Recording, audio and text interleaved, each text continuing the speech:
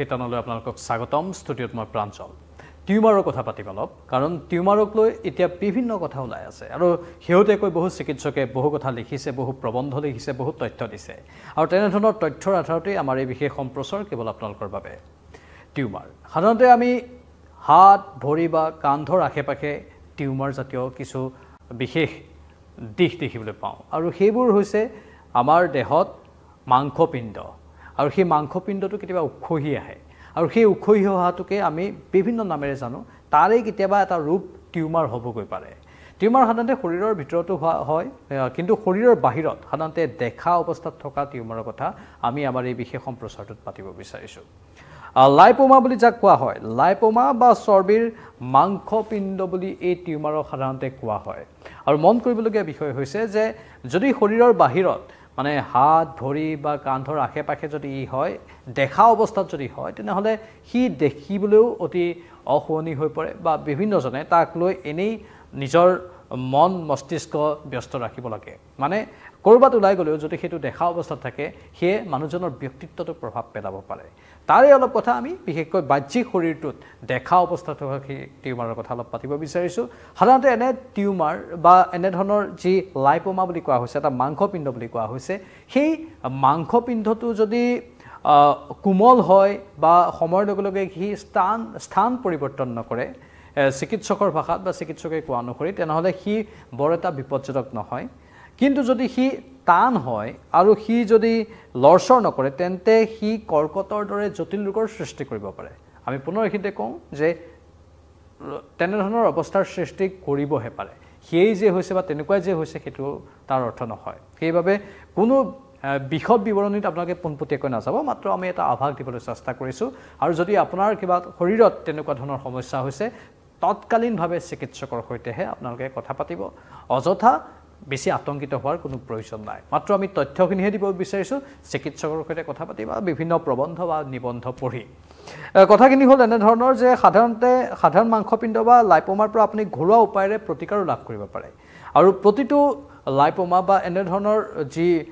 মাংসপিণ্ড সেই মাংসপিণ্ড কৰ্কট বা তেনেধৰণৰ জটিল অৱস্থালৈ নাযাবও পাৰে যিটো আমি এটা সাধাৰণ অৰ্থত কথাখিনি কৈছোঁ যে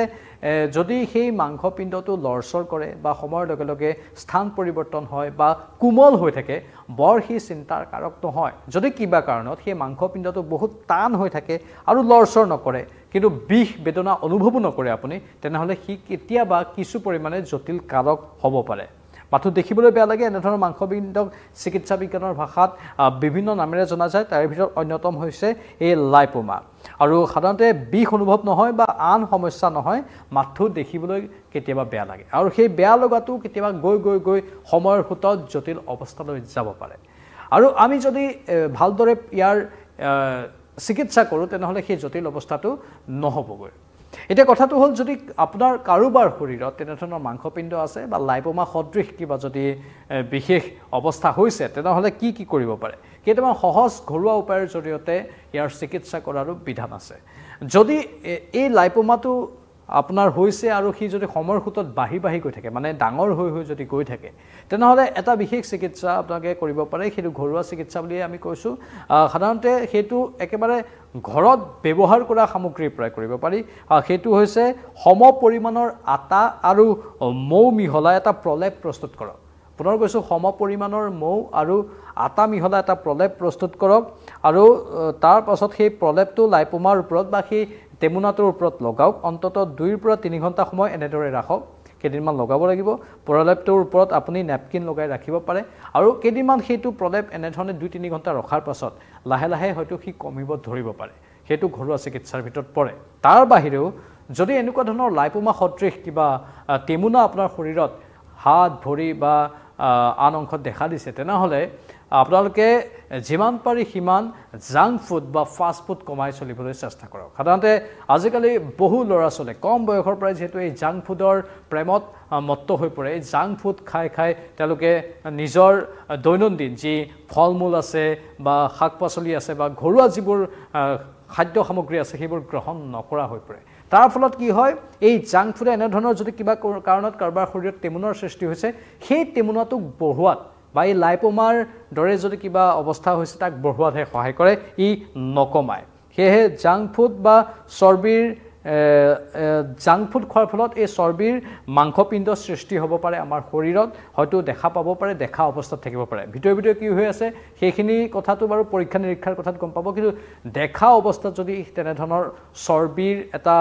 অংশ সৃষ্টি হৈছে শৰীৰত জাংক ফুড খোৱাৰ ফলত সি অধিক বাঢ়ি বহে যদি এই লাইপোমাটো আপোনাৰ শৰীৰত দেখা দিয়াৰ পাছত যদি আপুনি ঘনাই জাংক ফুডবোৰ সেৱন কৰিয়ে থাকে তেনেহ'লে সেই লাইপোমাটো বাঢ়ি গৈ থাকিব মানে টিউমাৰটো বাঢ়ি গৈ থাকিব যদি সি জটিল অৱস্থালৈ যায় তেনেহ'লে সি হয়তো আপোনাৰ শৰীৰৰ বাবে পাৰ্শ্বক্ৰিয়া সৃষ্টি কৰিব পাৰে তাৰ পাছত আমি আৰু এটা বিশেষ তথ্য দিব বিচাৰিছোঁ যে এই যদি চৰ্বিৰ মাংসপিণ্ড বা লাইপোমাৰ আকাৰ বা আয়তন কমাব লাগে তেনেহ'লে প্ৰতিদিনেই দৌৰাৰ অভ্যাস কৰিব পাৰে বা খোজ কঢ়াৰ অভ্যাস কৰিব পাৰে য'ত ঘামটো ওলাই যায় আমাৰ শৰীৰৰ ঘামটো যিমানেই ওলাব সিমানেই আমাৰ HDLৰ পৰিমাণ বাঢ়িব সিমানেই আমাৰ ট্ৰাইগ্লিচাৰাইডছ কমিব লগতে আমাৰ বেড কোলেষ্ট্ৰলৰ পৰিমাণ কমি যাব মানে খোজ কঢ়াটো আমাৰ শৰীৰৰ বাবে অতি দৰকাৰী আমি কৈ থাকোঁ কিন্তু যদি এনেকুৱা ধৰণৰ টেমুনা কাৰোবাৰ শৰীৰত দেখা দিছে যাক টিউমাৰ বুলিও বিভিন্নজনে কয় তেনেহ'লে খোজ কঢ়াৰ অভ্যাস বা দৌৰাৰ অভ্যাসে প্ৰতিদিনেই পুৱা যদি দৌৰাৰ অভ্যাস কৰে বৰ বেছি দ্ৰুত গতিত নহয় এটা নিৰ্দিষ্ট গতিত যদি দৌৰাৰ অভ্যাস কৰে ঘাম ওলোৱাকৈ যদি দৌৰাৰ অভ্যাস কৰে তেনেহ'লেও মানে আমাৰ শৰীৰৰ পৰা চৰ্বিবোৰ লাহে কমিব ধৰে আৰু লাইপোমা বা টিউমাৰ সদৃশ যদি কিবা অৱস্থা আপোনাৰ শৰীৰত দেখা দিছে সি লাহে নোহোৱা হৈ যাব সেয়েহে দৌৰাৰ অভ্যাস দেহৰ পৰা মানে চৰ্বিটো যদি আমি বাহিৰ কৰিব পাৰোঁ আমাৰ দেহৰ চৰ্বি কমিলেই এই পাৰ্শ্বক্ৰিয়াবোৰ লাইপোমা সদৃশ বা টিউমাৰ সদৃশ অৱস্থাৰ সৃষ্টি নহ'ব আৰু এটা বিশেষ অস্ত্ৰোপচাৰ কৰিব পাৰি চিকিৎসকৰ কাষ চাপি যদি লাইপোমা হৈছে তেনেহ'লে অস্ত্ৰোপচাৰ কৰিব পাৰে কিন্তু অস্ত্ৰোপচাৰ কৰিলে কেতিয়াবা কি হয় সেই অস্ত্ৰোপচাৰৰ পাছত কেতিয়াবা ছালত চিনটো থাকি যায়গৈ সেয়েহে আজিকালি চিকিৎসকে অত্যাধুনিক পদ্ধতি ব্যৱহাৰ কৰে লেজাৰ পদ্ধতি ব্যৱহাৰ কৰে বা আন কেতবোৰ পদ্ধতি ব্যৱহাৰ কৰে যাৰ ফলত হয়তো সেই চিনটো নাথাকেগৈ বহুতে কি কৰে চিকিৎসকে বেজীৰ সহায়ত ভিতৰৰ সেই যিবোৰ চৰ্বিজাতীয় সামগ্ৰী আছে সেইবোৰ উলিয়াই দিয়ে কিন্তু সেইবুলি আকৌ ঘৰত কোনেও বেজী সোমাই যাতে সেইটো প্ৰয়োগ নকৰে সেই প্ৰয়োগটো দুষ্প্ৰয়োগ হ'বগৈ পাৰে সি অতিমাত্ৰা পাৰ্শ্বক্ৰিয়া কৰিবগৈ পাৰে আপোনাৰ শৰীৰত টিউমাৰ সন্দৰ্ভত এইখিনি কিছু তথ্য আমি দিলোঁ এই টিউমাৰৰ সন্দৰ্ভতো আমি এটা বিশেষ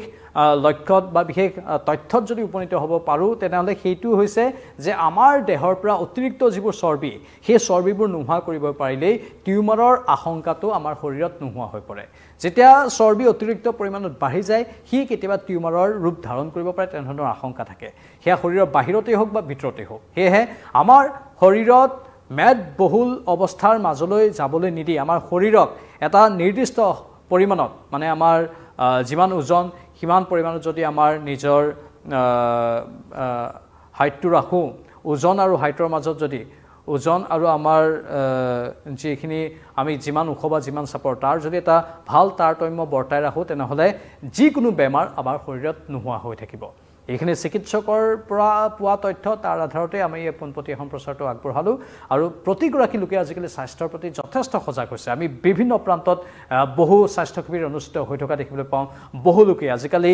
মেদবহুলতাৰ সৈতে যুঁজে আৰু মেদবহুল নহ'বলৈ বহু নতুন প্ৰয়োগ কৰে বহুতে জাংক ফুড খোৱা ফাষ্ট ফুড খোৱা বিভিন্ন ধৰণৰ বেয়া বস্তু খোৱা বাদ দিছে কাৰণ এয়া সময়ৰ আহ্বান আৰু সময়ৰ আহ্বানটো বহুতে সময়ত বুজি পাইছে সেয়ে নিজকে ধুনীয়া কৰি ৰখাৰ বাবে বহুতে আজিকালি প্ৰয়াস কৰে সেই প্ৰয়াসৰ অংশ আপুনিও হ'ব পাৰে আৰু সেই প্ৰয়াসৰ অংশ হ'লেই টিউমাৰ বা তেনেধৰণৰ যিকোনো বেমাৰৰ পৰা হাত সাৰি থাকিব পাৰে কেনে লাগিল পৰামৰ্শটো আপোনালোকে আমাৰ কমেণ্ট বক্সত কমেণ্ট কৰি জনাব ফেচবুক আৰু ইউটিউব দুটা প্লেটফৰ্মৰ কমেণ্ট বক্স আমি আপোনালোকৰ বাবে খুলি দিছোঁ আপোনালোকৰ কমেণ্টবোৰ আমাৰ বাবে মহামূল্যৱান এই মুহূৰ্তত বিদায় লৈছোঁ চাই থাকিব